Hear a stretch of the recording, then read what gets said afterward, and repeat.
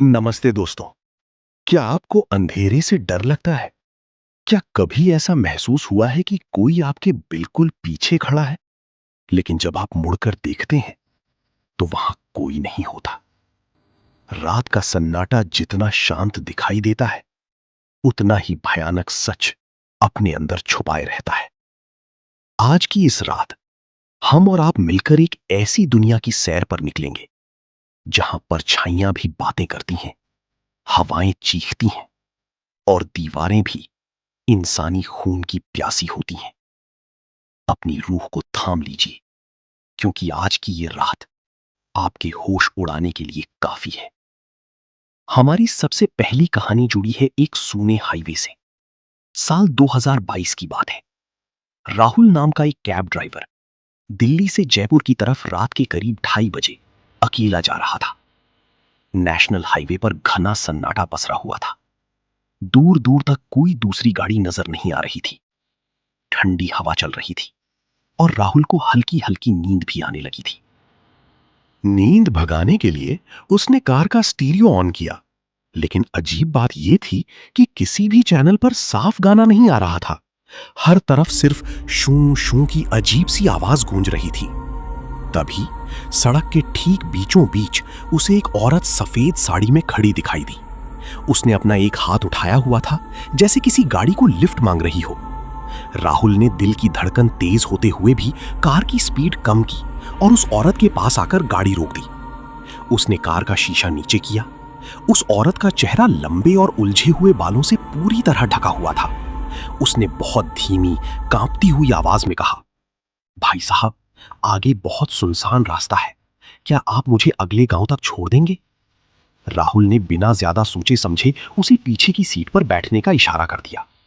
Car आगे बढ़ने लगी। करीब 10 मिनट तक गाड़ी के अंदर कब्रिस्तान जैसी खामोशी छाई रही। राहुल का ध्यान बार बार रियर व्यू मिरर पर जा रहा था। उसने हिम्मत करके जैसे ही पीछे देखा, उसके पैरों तले जमीन खिसक गई। पीछे वाली सीट पर कोई नहीं था। सीट बिल्कुल खाली पड़ी थी। राहुल का दिल जोर से धड़कने लगा। उसने तुरंत ब्रेक लगाया और कार रोक दी। उसने पीछे मुड़कर अपनी टॉर्च चलाई, लेकिन कार के अंदर सचमुच कोई नहीं था। दरवाजे अंदर से लॉक थे, खिड़कियां बंद थीं। तो फिर वो औरत आखिर कहां गायब हो गई? तभी अचानक ड्राइवर सीट के ठीक पीछे से एक ठंडी और बदबूदार सांस उसकी गर्दन पर पड़ी और कान के पास एक भयानक फुसफुसाहट गूंजी। तूने मुझे अपनी कार में बैठा तो लिया, अब उतारेगा कौन मुझे? राहुल की चीख निकल गई और उसने एक्सीलेटर पर पैर रख दिया। लेकिन हाईवे का यह सफर यहीं खत्म नहीं होता। इसी सड़क से कुछ किलोमीटर आगे बढ़ने पर एक और डरावनी दास्तान शुरू होती है। कहते हैं कि कुछ इमारतें सिर्फ ईंट और पत्थरों से नहीं बनती, बल्कि वो अपने अंदर इंसानों के दर्द, चीखें और उनकी मौत के सबसे खौफनाक राज हमेशा के लिए कैद कर लेती हैं। कोलकाता के उत्तरी छोर पर एक ऐसी ही खंडर हवेली है, जिसे स्थानीय लोग द रॉय मैंशन के नाम से जानते हैं। इस हवेली को पिछले 40 सालों से पूरी तरह बंद कर दिया गया है। वजह, इसके अंदर होने वाली वो अजीबोगरीब और खूनी घटनाएं, जिनका जवाब आज तक कोई नहीं ढूंढ पाया। 3 यूट्यूबर दोस्त, अमन, कबीर और रिया, सोशल मीडिया पर अपने चैनल के लिए कुछ हटकर और खतरनाक कंटेंट बनाना चाहते थे। उन्होंने इस बंद हवेली के अंदर पूरी एक रात बिताने का फैसला किया। उनके पास अपने कैमरे थे, माइक थे और एक नाइट विजन कैमरा भी था, जिससे वो अंधेरी में भी रिकॉर्डिंग कर सके। रात के ठीक 12 बजे उन्होंने हवेली के जंग लगे विशाल लोहे के मुख्य दरवाजे को धक्का दिया। वो दरवाजा एक लंबी और दिल दहला देने वाली चीख की आवाज के साथ खुल गया। जैसे ही उन्होंने अंदर कदम रखा, एक अजीब सी सड़ी हुई लाश जैसी बदबू उनके नथुनों से टकराई। चारों तरफ धूल की मोटी परत जमी हुई थी और हर कोने में मकड़ी के जाले लटक रहे थे। अमन ने अपना कैमरा ऑन किया और व्लॉग शुरू करते हुए कहा, गाइस, हम इस वक्त रॉय हवेली के अंदर खड़े हैं। यहाँ सब कुछ शांत और वीरान लग रहा है, लेकिन देखते हैं आज रात हमारे साथ क्या होता है। उसकी बात पूरी भी नहीं हुई थी कि अचानक हॉल के बीचों बीच रखे एक धूल से भरे पुराने पियानो से अपने आप भयानक धुन बजने लगी। टन टन टन। तीनों दोस्तों के होश उड़ गए, उनके पसीने छूटने लगे। पियानो के पास दूर दूर तक कोई इंसान नहीं था। फिर वो चाबियां अपने आप कैसे दब रही थीं? रिया ने कांपते हुए कहा, अमन प्लीज यार, यहां से निकलते हैं, कुछ ठीक नहीं लग रहा है यहां। लेकिन तभी हवेली का वो भारी मुख्य दरवाजा अपने आप जोर से बंद हो गया और उस पर बाहर से कोई भारी लोहे की जंजीर जैसी आवाज गूंजी। उन्होंने दरवाजा खोलने की लाख कोशिश की, लेकिन वो टस से मस नहीं हुआ। वे इस कैद खाने में फंस चुके थे। तभी अमन के हाथ में पकड़े हुए नाइट विजन कैमरे की स्क्रीन पर कुछ ऐसा दिखा जिसे देखकर उसकी चीख गले में ही अटक गई। पियानो के ठीक ऊपर हवा में एक सफेद साया तैर रहा था। उसके बाल जमीन तक बिखरे हुए थे और उसकी आंखें सुलगते हुए अंगारों की तरह लाल थीं।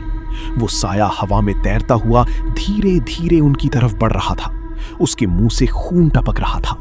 वो तीनों अपनी जान बचाने के लिए हवेली के एक कमरे में भागे और अंदर से कुंडी लगा ली, लेकिन बाहर से दरवाजे पर नाखूनों के खुरचने की आवाज लगातार आ रही थी। खरच खरच खरच।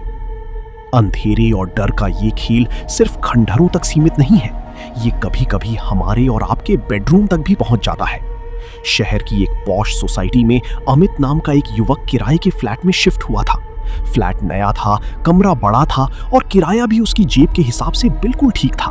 अमित को लगा कि उसे जिंदगी की सबसे बेहतरीन डील मिल गई है, लेकिन उसे क्या पता था कि जिस फ्लैट को वो अपना आशियाना समझ रहा है, वो असल में एक अनजान साये का कैंप बन चुका था। शिफ्ट होने के पहले ही दिन से अमित को अजीब हरकतें महसूस होने लगी। रात को सोते वक्त उसे ऐसा लगता जैसे उसके सीने पर कोई भारी पत्थर रखकर बैठ गया हो और उसका गला घोंट रहा हो। वो चीखना चाहता था, मदद मांगना चाहता था, लेकिन उसका शरीर सुन्न पड़ जाता था। मुंह से एक भी आवाज बाहर नहीं निकलती थी। मेडिकल साइंस इसे स्लीप पैरालिसिस कह सकता है, लेकिन अमित के साथ जो हो रहा था वो किसी बीमारी से बहुत ज्यादा खतरनाक था। एक रात जब वो अपने लैपटॉप पर ऑफिस का काम खत्म कर रहा था, तो उसकी नजर कमरे के कोने में रखे एक बड़े से ड्रेसिंग टेबल के शीशे पर पड़ी। कमरे की डिम लाइट में शीशे में अमित तो साफ दिखाई दे रहा था, लेकिन अमित के ठीक पीछे एक लंबा, दुबला पतला और पूरी तरह काला साया खड़ा था। वो साया बिल्कुल अमित की नकल कर रहा था। अमित ने जब अपना सिर हिलाया तो शीशे में खड़े उस साये ने भी अपना सिर हिलाया। जब अमित ने अपना हाथ उठाया तो साये ने भी अपना हाथ उठाया। लेकिन सबसे डरावनी बात यह थी कि उस साये के चेहरे पर आंख, नाक या कान जैसी कोई चीज नहीं थी। सिर्फ एक बहुत बड़ी, कान तक फैली हुई भयानक और डरावनी मुस्कान थी। अमित ने डर के मारे अपनी आंखें जोर से बंद कर लीं और हनुमान चालीसा का पाठ मन ही मन दोहराने लगा।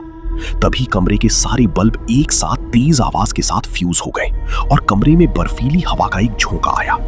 उसी अंधेरे के बीचों बीच उसके कान के बिल्कुल पास एक ऐसी कड़कती और डरावनी आवाज गूंजी जिसे सुनकर किसी का भी कलेजा फट जाए। ये कमरा मेरा है और अब तुम मेरे हो।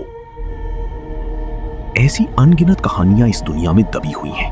अंधेरे से डरना गलत नहीं है दोस्तों, क्योंकि अंधेरा सिर्फ रोशनी की कमी नहीं है, बल्कि ये उन ताकतों का घर है जिन्हें हम अपनी इन खुली आंखों से देखना नहीं चाहते। ये ताकतें हमारे आसपास ही रहती हैं, बस इन्हें हमारे डर की खुशबू का इंतजार रहता है।